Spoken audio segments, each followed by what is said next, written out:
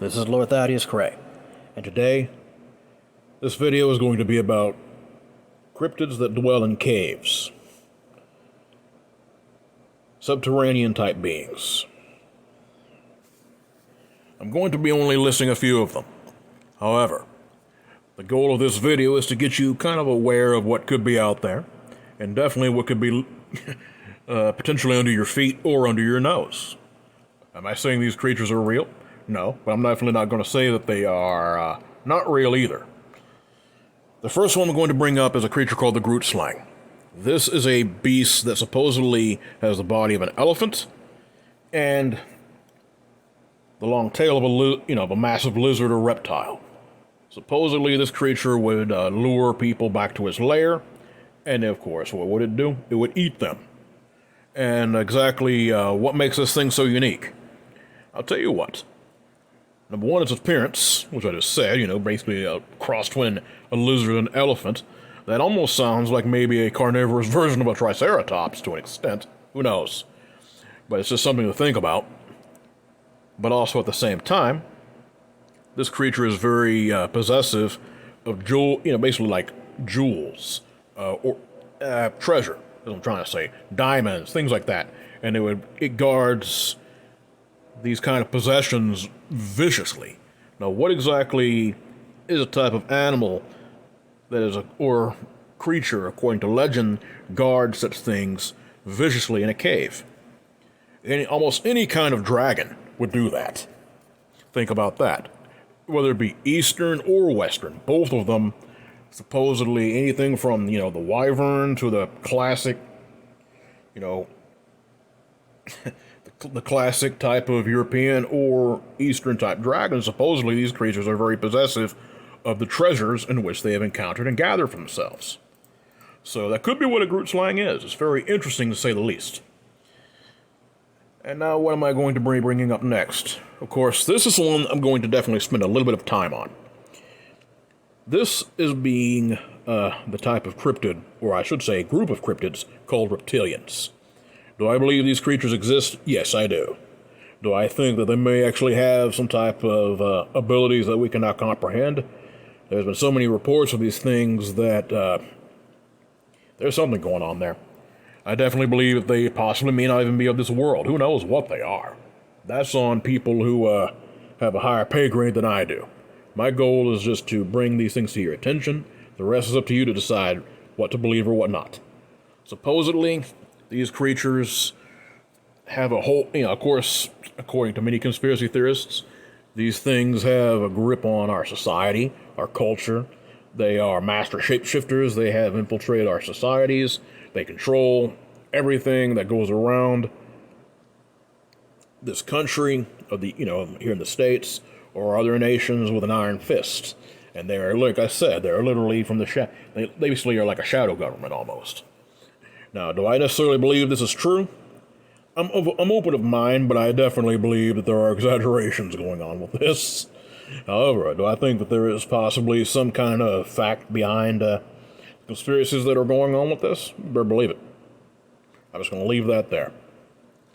Supposedly these creatures, like I said, they're master shapeshifters. They can trick your mind. That means they have some type of psychic ability. It's just something to think about. These things can also camouflage themselves. They can take over the mind of people, trick your perception. That's pretty frightening stuff in itself. And whatever these things plan on, they definitely deserve respect when it comes to bringing them up. That's the reason I did. So moving on from that, what else do we have out there that loves to dwell in caves? Or maybe even underground? This is one I remember reading about when I was in school. I had access to vast libraries when I was growing up. So, and believe me, I was always an avid reader. So what would I do?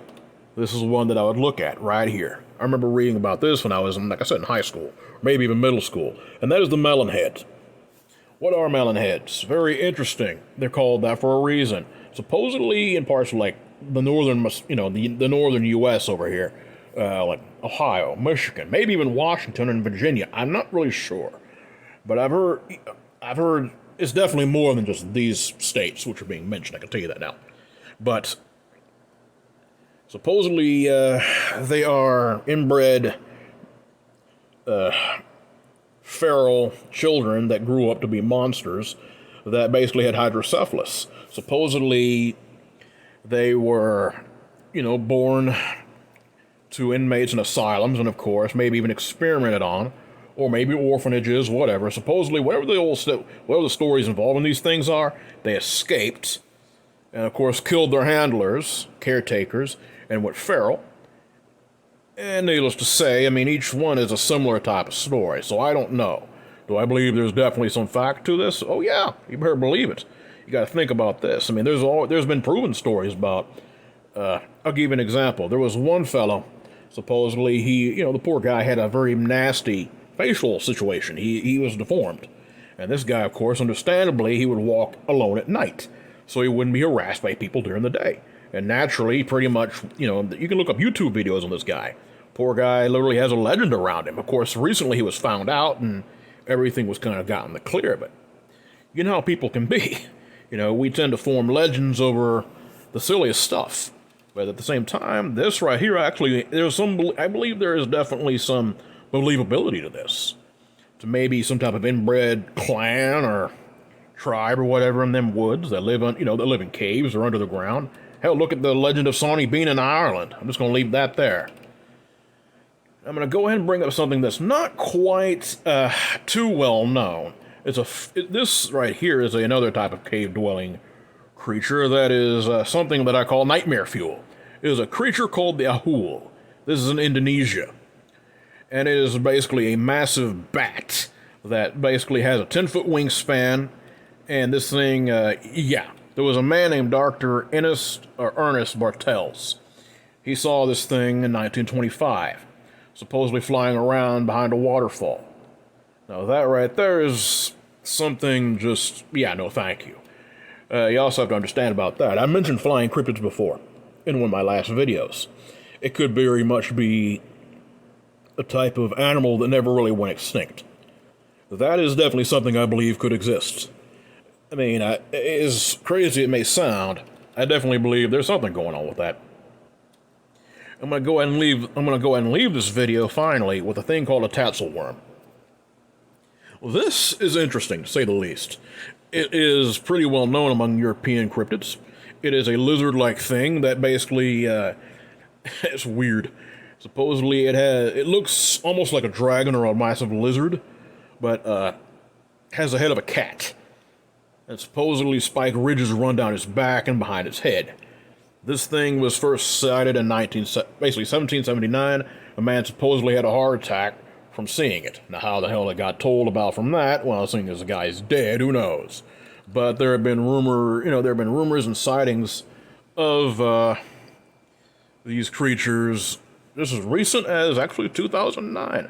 There was a lady who was doing some research, or an assistant of a lady, or there was somebody who was doing some research, or an assistant was doing something during the border of Switzerland and Italy, and supposedly she saw a giant, something that looked like this, and it was running around on two legs like a prehistoric velociraptor.